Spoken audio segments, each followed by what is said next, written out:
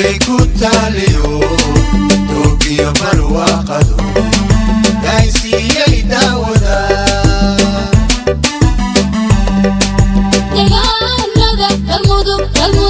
Sankai kutalio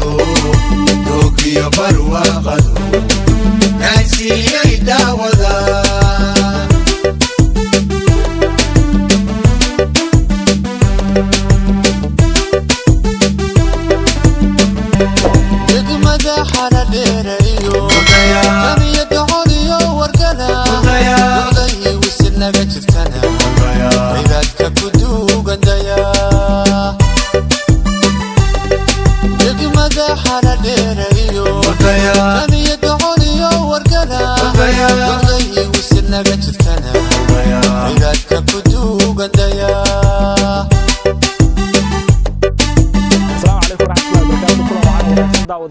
saaxiibada naga daawanaya channelka Saxan Sax Production daawada hadii aan ugu cusubta halkan kala soo hadlayno waa deegaanka Galbarwaaqo oo ka tirsan deegaanada ku yaala gobolka Mudug qaasatan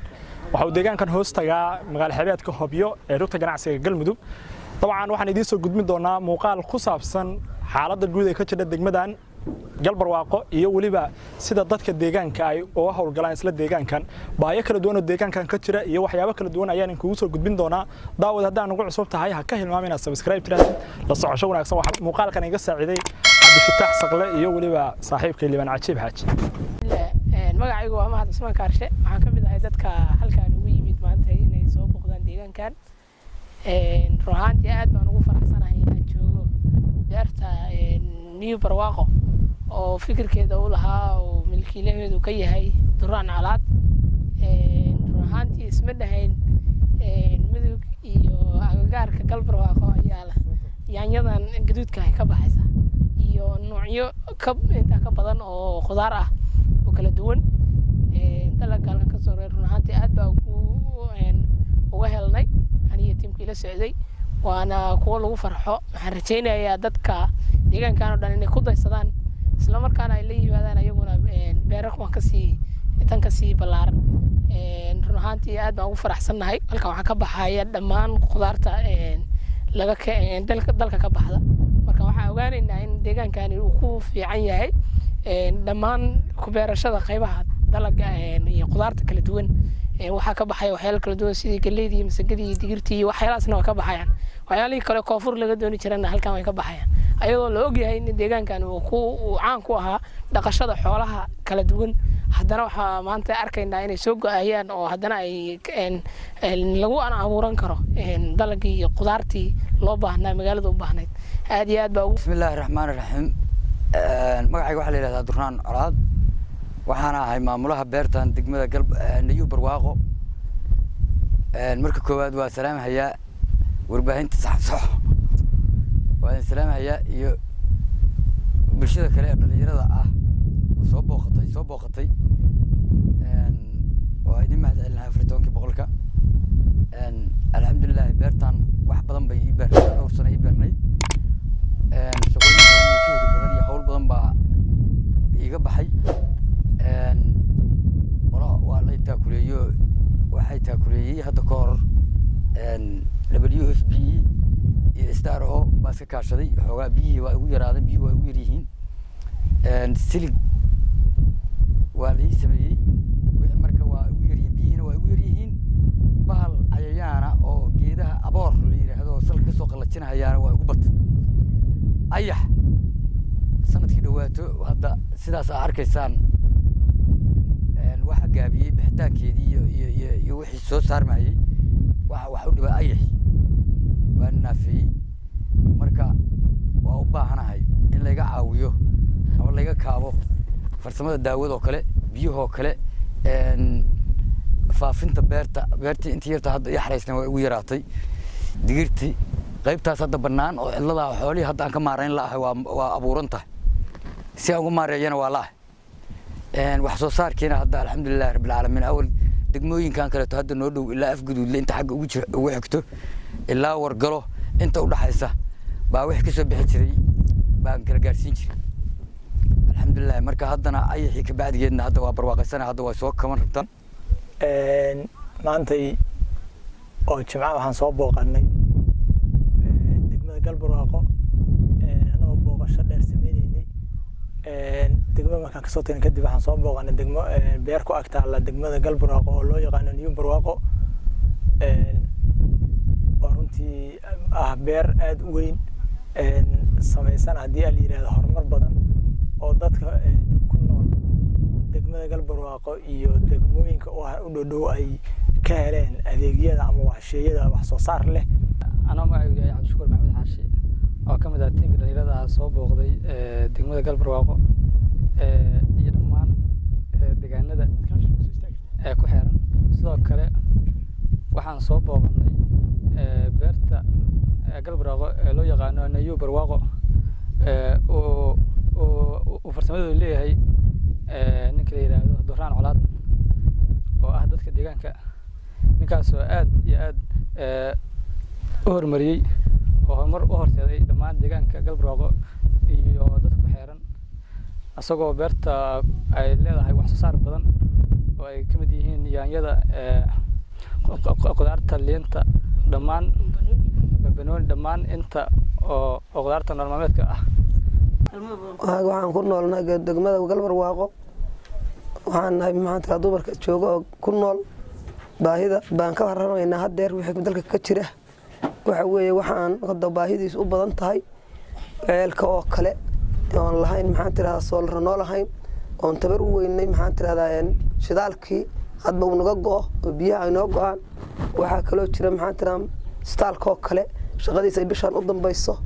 in maxaan tiraahdaa uu naga dayaco deyd uusan nool ahayn iyadoo saas ah maxaan tiraahdaa wadooyin aysan wadanku ciid iska yahay oo gaarigii dhaqaaqaba naga gala dhulka maxaa baahidu waa iska badan tahay shaqo inaan nalahayn dadku iska joogaya dhulka oo iskana la iskaga baahan yahay shaqo dhan waxaan rabnaa maxaan tira in loo siyaaso baahidaas awgeed baan ka hadlaynaa noo reer galbarwaaqa isbitaalka oo kale maxaan tiraahdaa iskuulka oo kale maxaan tiraahdaa in naloo dhiso isaga naloo siyaaso aniga waxa la yiraahdaa Xabiiba Tahliil Cali oo ku nool degmada galbarwaaqo hay'adaha wasaaradda waxaan ka codsanaynaa iyo dawladda waxaan ka codsanaynaa in ceelka biyaha oo aan soo la rabno oo ceelka oo aan gada weynay shidaalka asaga ruuxiisu uu soo dadka baadiyaha degmada magaalada ay biyihiisu ku filnayn oo aan rabno ceel kale in la kugu siyaadiyo haamana la kugu siyaadiyo waxaan u baahannahay in sidaas oo kale isbitaalka in shaqaalihi maanta intii uu ku go'ay bishaan uu ku eg yahay in la kugu siyaadiyo shaqaalaha iyo daawo iyo dayacadda wuxuu u baahan yahay saas oo kale maan xuseen waxaan ka xog bixinayaa degmada galbarwaaqo degmada galbarwaaqo waxaa ka jira baahiyo badan baahiyadana hadda guud ahaantooda ilaahay baa loo sheegtay daxwaajtooda gudi kara laakiinse waxa hadda maqsuudka ah oo hadda waxa way ugu horeeyay meesha ceel biyood hal ceel oo kaligiisa ay ka leedahay ceelkuna waxa weeye hal ilo kaligeeda magaalo weyn weeye oo degmo ah oo culus oo deegaankeeda baadiye iyo deegaankeeda gudaheeda badan yahay hal ceel oo kaligiisa marka khatarteeda badan waxyaalaha ay la soo kulantay waxaa ka mid ah hadda ka hor ceelku in xilli naga xumaaday in aan u qaylo tagnay bal ceelka farsamadiisa hay'ado badan oo samafalka in aan ugu qaylo tagnay qayladii yartaa intaan ku jirnay oo ay nagu gaartay ilaa 5 bari ay nagu gaartay oo 5 bari ceelku naga halaysnaa waxaan la kulanay xayawaan badan iyo xoolo badan inay